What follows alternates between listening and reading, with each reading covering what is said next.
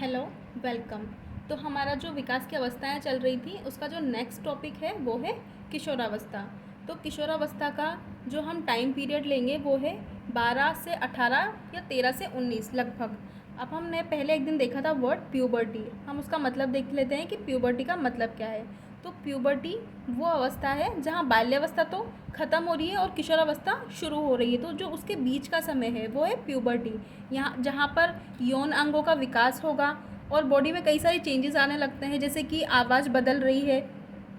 तो ये जो उम्र है जिसमें शारीरिक अवस्था मतलब शारीरिक रूप से विशेष परिवर्तन होंगे और यौन रूप से जो परिवर्तन होंगे वो प्यूबर्टी में होते हैं। अब हम देख लेते हैं किशोरावस्था।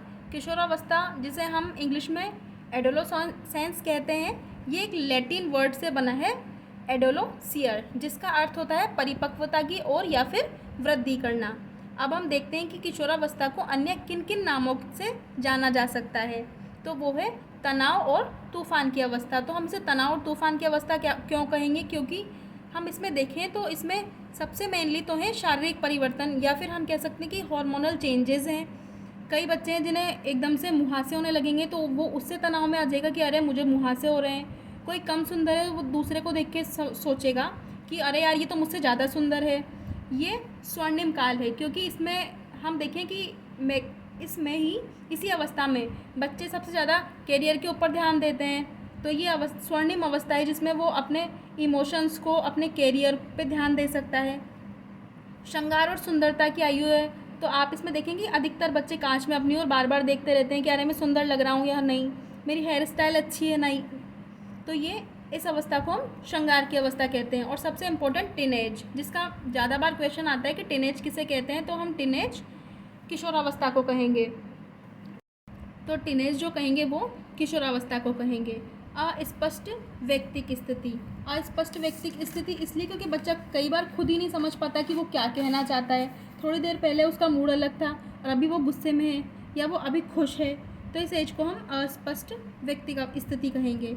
अवास्तविकता का समय है, यानी कि वो अपने फेरी टेल्स में जीता रहता है कि कई लोग मुझ पर ध्यान दे रहे हैं या मैं बहुत आकर्षक हूँ, तो इस अवस्था को हम अवास्तविकता का समय कहेंगे। उलझन की अवस्था है, कभी गुस्से में होगा कभी खुश होगा, तो वो अपने संवेगों के साथ खुद ही उलझन में होता है। दुखी अवस्था और सुखी अवस्था दोनों अवस्थाएं किशोरावस्था को ही कही जाती है, क्योंकि कई बार वो अपनी सुंदरता को लेकर दुखी है, कभी वो अपने आप में बहुत कॉन्फिडेंस फील कर रहा है। तो दुखी और सुखी अवस्था दोनों हम किशोरावस्था को कहेंगे। दूसरी बात है अमूर्त चिंतन, यानी कि पियाजे ने इसके बारे में कहा है अमूर्त चिंतन, यानी कि हम कहें कि रीजनिंग जैसी चीज़ों पर भी अब वो बहुत अच्छी तरीके से सोच सकता है। जो चीज़ें उसके सामने नहीं हैं उनके बारे में भी अब वो बहुत अच्छे तरीके से चिंतन कर सकता है। जीवन का सबसे कठिन काल है, उसे करियर के बारे में सोचना है, श्रृंगार के बारे में सोचना है, विपरीत लिंग के बारे में सोचना है, तो इसे हम जीवन का सबसे कठिन काल कहेंगे। अब हम देख लेते हैं कि किशोरावस्था की कौन कौन सी विशेषताएं हैं। विशेषताओं में वीर पूजा, जैसे कि हीरो वर्शिप। अब हम देखते हैं कि इसमें बच्चा किसी भी कोई क्रिकेटर है, कोई अभिनेता है, उसका फ़ोटो कमरे में लगा लेता है, उसे ही देखता रहता है। कोई आईपीएस है, कोई आईएएस है, तो उसे देखने लगता है और कोशिश करता है कि मैं इसके जैसा ही बनूं, तो वो वीर पूजा है। समाज सेवा है, आप देखेंगे कि बच्चा बहुत ज़्यादा समाज सेवा पर ध्यान देने लगता है, उनमें इन्वॉल्व होने लगता है। अब उसकी थोड़ी सी तारीफ़ कर दो तो वो बहुत अच्छे अच्छे काम करने लगेगा। इस अवस्था में फेडिलिटी यानी कि घनिष्ठ मित्रता, जो सबसे अच्छी मित्रता होगी वो इसी अवस्था में होगी। इस अवस्था में जो मित्रता रुक गई है वो ज़िंदगी भर के लिए चलेगी, यानी कि लॉन्ग लास्टिंग वाली जो फ्रेंडशिप है वो हम किशोरावस्था में देखते हैं। उसके बाद समायोजन का अभाव होता है, बच्चे कभी चिड़चिड़े हो जाते हैं, तो वो घर में भी माता पिता अगर उनसे थोड़ा सा कुछ कह दें तो वो बहुत ज़्यादा चिढ़ने लगते हैं, वो असमायोजित महसूस करते हैं। संवेगात्मक अस्थिरता होती है, थोड़ी देर पहले आराम से बात कर रहे थे, फिर थोड़ी सी देर में किसी बात पे चिढ़ सकते हैं कि अरे ये तो मुझे बात बात पे डांटने लगे हैं। माता पिता के बारे में बुरा भला सोचने लगते हैं। अधिकतम शारीरिक और मानसिक विकास होगा इसमें। जैसे हम कहते हैं कि 15-16 वर्ष की उम्र तक मानसिक विकास परिपूर्ण हो जाता है, तो मानसिक विकास यहाँ परिपूर्ण हो जाएगा। जो बच्चे की लंबाई होती है वो 18-19 वर्ष तक पूरी बढ़ जाती है। रुचियों में परिवर्तन होने लगेगा, कभी देखेंगे सुबह बहुत अच्छी तरीके से खेल रहा है और शाम को खेल नहीं खेलना चाहता, पढ़ना चाहता है या टीवी देखना चाहता है। तो रुचियों में बहुत ज़्यादा परिवर्तन देखने को मिलेगा। समूह के प्रति भक्ति, मतलब वो इतनी भक्ति है कि वो खुद चीज़ें भूल चुका है, उसे नहीं पता कि समूह वाले क्या कर रहे हैं, लेकिन अगर वो लोग कर रहे हैं तो वो उसे भी वही करना है, तो समूह के प्रति भक्ति दिखाई देगी। स्वतंत्रता और विद्रोह की भावना होगी, उसे उसे फ्रीडम चाहिए, घर वाले यहाँ नहीं जाने दे रहे, वहाँ नहीं जाने दे रहे, तो वो घर वालों से लड़ पड़ेगा उस चीज़ों के लिए। तो विद्रोह की जो सबसे ज़्यादा भावना है वो किशोरावस्था में देखने को मिलती है। उसके बाद है ईश्वर और धर्म में विश्वास। जरूरी नहीं है धर्म में वो आस्तिक भी हो सकता है और नास्तिक भी हो सकता है, लेकिन इस अवस्था में बच्चे की एक आस्था बन जाती है कि उसे एथिक होना है, ईश्वर में विश्वास करना है, खुद के आत्मसम्मान की भावना आ जाती है। अगर उसे थोड़ा भी कोई डांट दे तो उसे लगता है कि अरे मेरे आत्मसम्मान को ठेस पहुंच गई। आप देखते हैं कि किशोरावस्था में ही जो बालक हैं वो सबसे ज़्यादा सुसाइड वाले जो केस होते हैं वो इसी अवस्था में होते हैं। विषमलिंगी समलिंगी या विषमलिंगी प्रेम देखेंगे कि वो विपरीत लिंग की ओर आकर्षण होने लगता है बच्चों को, या समलिंगी आकर्षण भी हो सकता है। आकर्षण दोनों ही प्रकार के इस अवस्था में देखे जा सकते हैं। स्व पहचान, या हम कहते हैं अनन्यता की खोज, यानी कि सेल्फ आइडेंटिटी, यानी कि आत्मसंप्रत्यय। वो जानना चाहता है कि मैं हूँ कौन, क्या हूँ और क्या बनना चाहता हूँ। इन चीज़ों के ऊपर वो ध्यान देने लगता है। उसमें आत्मचेतना आने लगती है, जीवन दर्शन देखना चाहता है कि अब मुझे आगे क्या करना है, मेरे लाइफ में गोल्स क्या हैं, मुझे किस ओर बढ़ना है। और स्थिर संप्रत्यय होते हैं, यही अवस्था है जिसमें उसे व्यवसाय का चुनाव करना होता है। अब हम देख लेते हैं अहम भाव। इसमें ये दो स्वरूप के हैं। एक तो है इमेजिनरी ऑडियंस, यानी कि काल्पनिक श्रोता, वो देखता है कि मैं वाकई में आकर्षित हूँ, सब लोग मुझ पर ध्यान दे रहे हैं, वो कल्पना करने लगता है, इसलिए वो खुद बहुत सच धज के रहने की कोशिश करता है। एक है पर्सनल फेबल, यानी कि व्यक्तिगत दंत कथाएँ। इसमें वो सोचता है कि मैं दूसरे लोगों से विशिष्ट हूँ, यानी कि वो स्वयं को बहुत अलग महसूस करता है। इस अवस्था में बच्चे में जो सर्वाधिक विकास होगा वो नेतृत्व का होगा। कई बच्चे साहित्य में विशेषता लेने लगेंगे। इस अवस्था में, ये जो अवस्था है, इसी में सबसे ज़्यादा हम चिंता देखेंगे बच्चों में, भली वो भविष्य की हो, नौकरी की हो, अध्ययन की हो, इसमें चिंतित बहुत ज़्यादा बच्चे आपको दिखाई देंगे। संवेग अस्थिर होते हैं, वो किसी भी समय मतलब गुस्सा करने लग जाता है। दीवा स्वप्न की प्रवृत्ति है, बच्चा बैठा है दिन में ही कोई भी सपने देख रहा है बैठा बैठा, तो दीवा स्वप्न की प्रवृत्ति है। अब उसके बाद हम देख लेते हैं कि किन किन मनोवैज्ञानिकों ने किशोरावस्था के बारे में कौन कौन से कथन कहे हैं।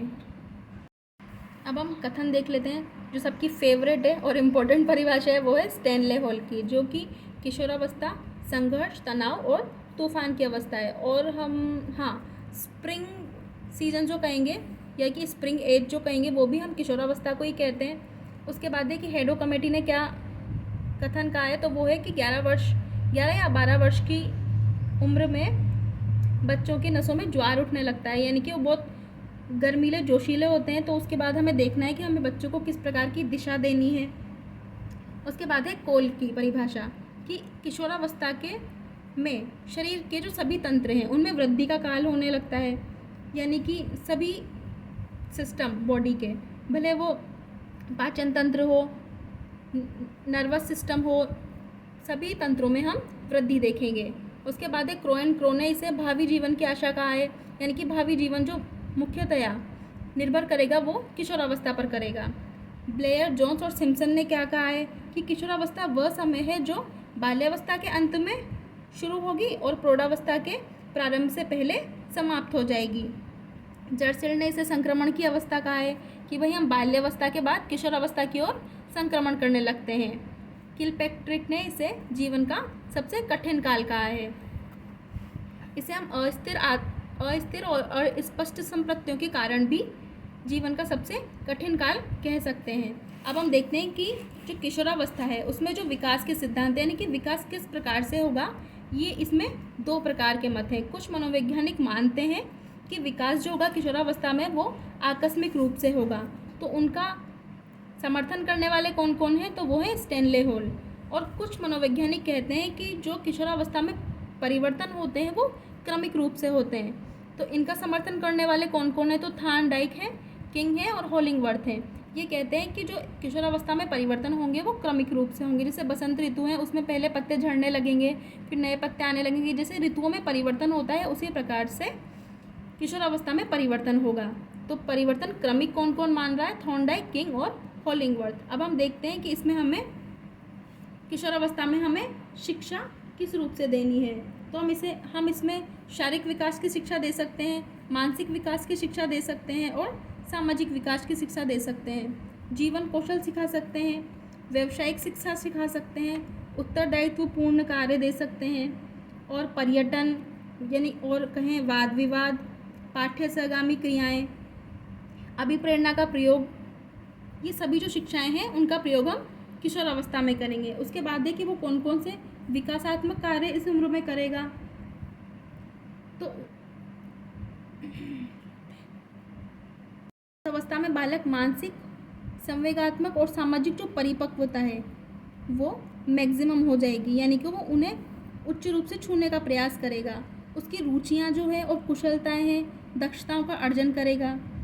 देश में मानवता के लिए, उनके लिए उसकी भावना यानी कि नैतिकता जो संपूर्ण रूप से बालक में आ जाएगी। जो उसका यौन व्यवहार है वो परिपक्व हो जाएगा। सूक्ष्म गति स्थूल जो हैं वो परिपूर्ण रूप से उसमें आ जाएंगे। अलग पहचान बनाने की अपनी कोशिश करेगा और आत्मनिर्भरता बच्चे में इस उम्र में आ जाती है।